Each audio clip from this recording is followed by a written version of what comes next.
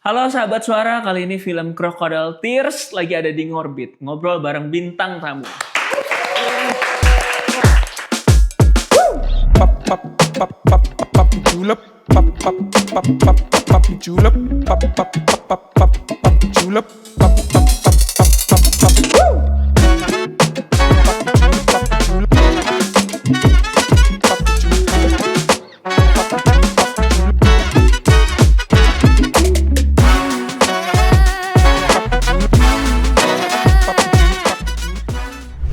Arumi. Johan. Aku tak tahu apa yang terjadi antara aku dan kau. Ma, kenalin. Halo Bu, saya Arumi.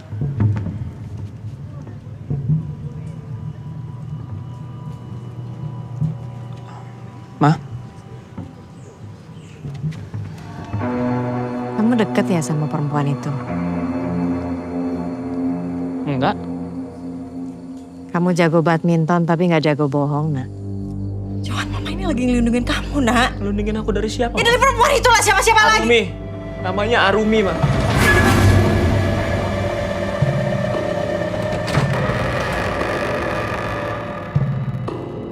Ku benci untuk mencintaimu. Saya Yusuf Mardika memerankan karakter Johan. Saya Zulfa Maharani berperan sebagai Arumi.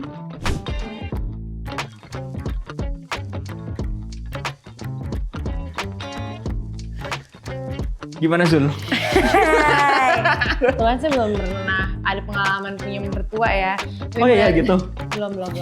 Bener gak sih? Tapi melihat fenomena itu menarik sih, bahwa ya memang hubungan antar manusia itu kadang memang suka Ribet, repot. Bukan repot. sih. Maksudnya ada aja Dinamikanya. gitu. Dinamikanya itu emang ya namanya juga manusia kan beda-beda ya.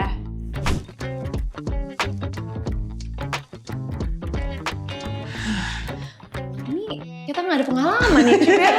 Kayaknya dua-duanya deh. Ya mungkin ya. Mungkin tergantung situasi dan kondisi. Iya, Gitu. tergantung siapa yang paling melankolis sih kayaknya.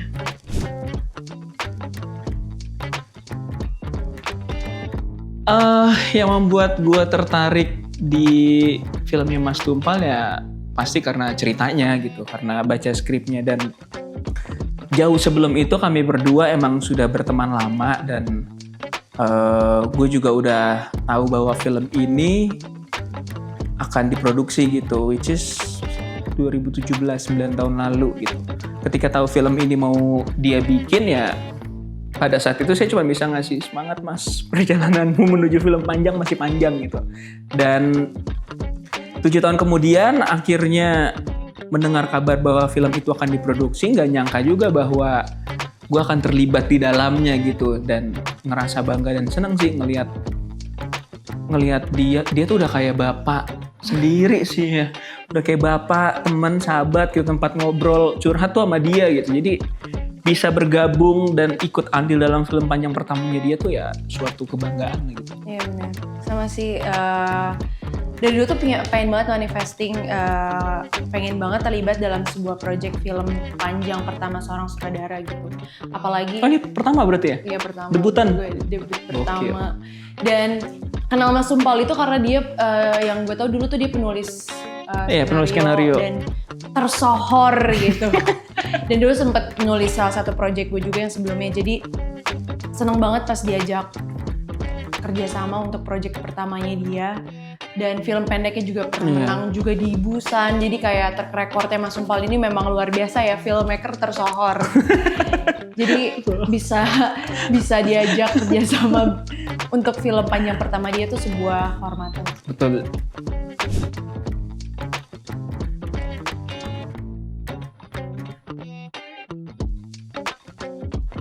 Buaya sama buaya tuh Jadi emang nggak ada yang susah guys sebenarnya. buaya sama buaya tuh emang komunikasi itu jalan guys. Komunikatif kami tuh guys. Telepati kami ngobrolnya. Enggak sih sebenarnya kita emang syuting di Taman Buaya dan kita mengikuti semua SOP yang ada di sana. Jadi banyak beberapa adegan juga akhirnya di-adjust karena kita harus ngikutin SOP yang Taman Buaya berikan kepada kami, karena kami ingin memberikan rasa aman dan nyaman lah untuk semua kru dan untuk semua buayanya. Karena kan kita syuting di Taman Buaya, nggak mungkin kita bikin buaya stres kan. Buaya bisa stres. Jadi kami yang ingin dipikirkan sama-sama cuma aman manusia dan doang nyaman gitu. Ya, secara bukan cuma produksi. manusianya doang, juga buayanya.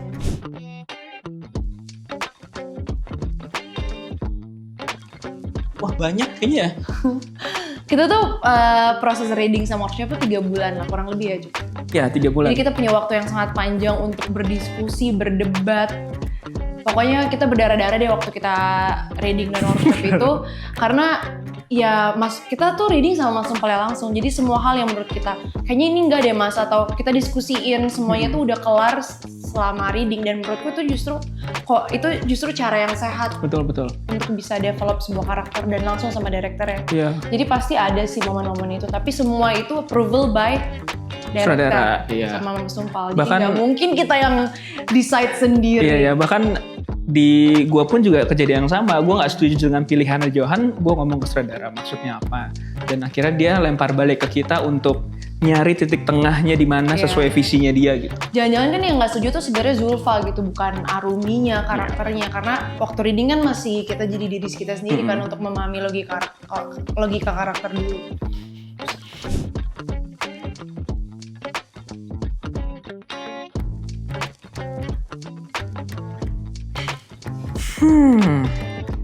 Kita ngomongin Arumi berarti ya?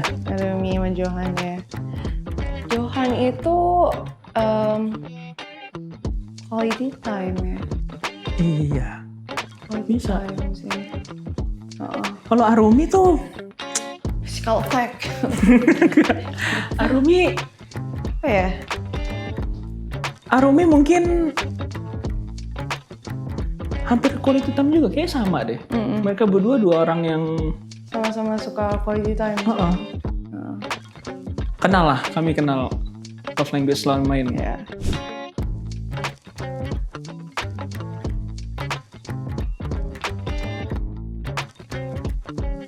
Nah, enaknya di sini adalah karena kami punya proses yang sangat panjang tadi. Jadi beneran entah gimana untuk masuk ke dalam karakternya tuh nggak butuh waktu yang lama, dan kami bertiga ternyata merasakan hal yang sama gitu secara chemistry dan secara metode untuk masuk ke karakter ya gitu. Kayak nggak terlalu susah deh.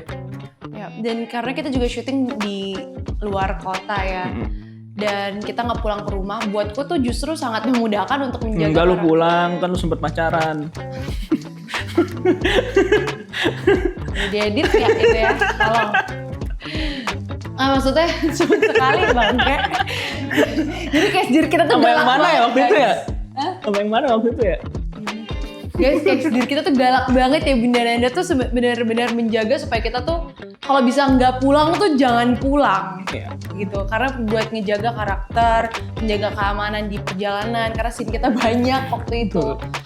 Dan buatku tuh sangat memudahkan untuk tidak terkontaminasi dengan kehidupan kita pribadi gitu. Dan itu enak banget sih. Dan Kita juga punya landasan karakter yang kuat karena kita reading lama betul. itu kan. Jadi sangat memudahkan. secara 1 bulan syuting tuh kita bener-bener kayak beneran kayak apa, nggak ada kesulitan sama sekali loh. Ini kayak syuting terhappy gue Iya, deh, dan terhappy, iya. nyaman banget gitu.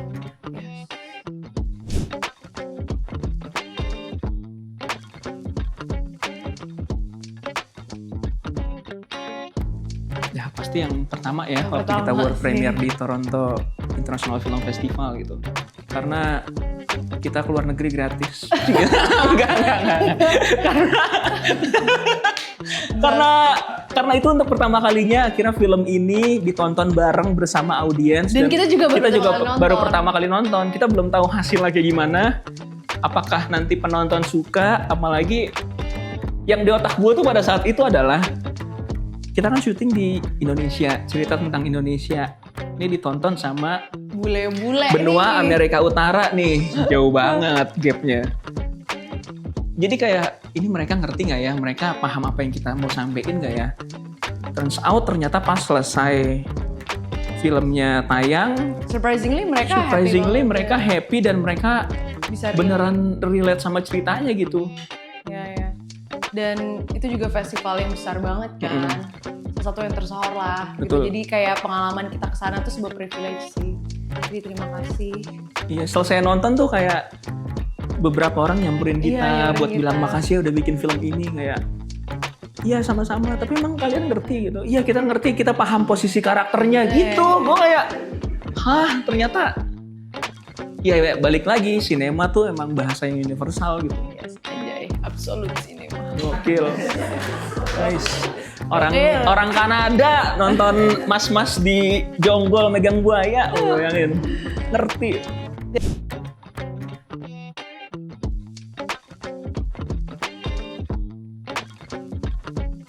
Nah, itu dia tadi. Jadi bahkan Mbak Mendy, produser kami, Mendy Maharimin,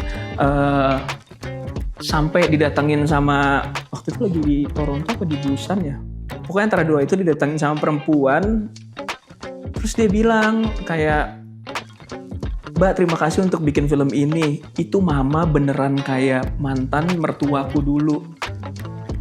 Jadi kan sebenarnya problem Berarti kan mertua kayak- dan menantu ini tuh tidak cuma terjadi di Indonesia ya, ternyata Betul. terjadi di seluruh belahan bumi. Betul, jadi ya balik lagi, film ini kan emang ngomongin manusia ya, manusia dalam arti ya dinamika antara ibu dan anak konteksnya di sini. Jadi kayaknya hampir semua orang di belahan manapun merasakan hal yang sama gitu secara emosi.